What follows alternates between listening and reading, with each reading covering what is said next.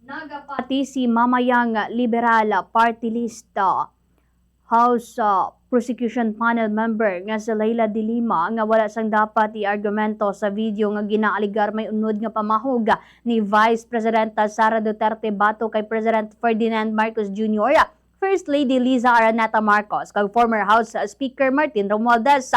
Suno kay de Lima, labi na nga ginpabaskog ang nasambit nga ebidensya matapos ang cross-examination kay National Bureau of Investigation Senior Agent John Mark Calilong.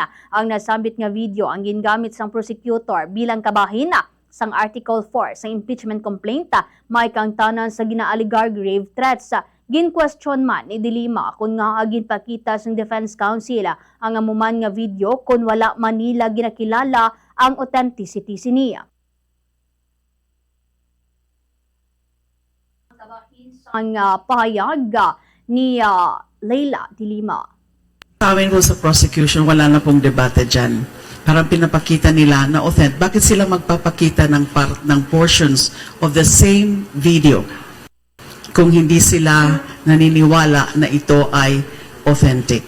But I could not go further to that from that because that is already going to the merits of the case. Yung ebidensya na po yan, yung pag-i-evaluate po yan ng evidence. Pero to suffice it to say na sa tingin namin ay hindi na magiging issue yung authenticity.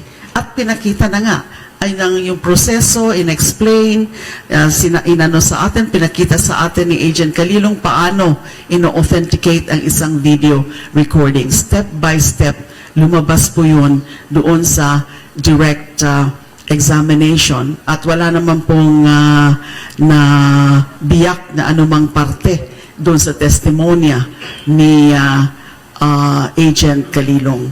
Kahit po under the crucibles or the test of cross-examination, because the cross-examination is a stress test, it's really a stress test, and therefore kapag hindi bumibigay ang ebidensya ay ito ay lalong tumitibay after cross-examination.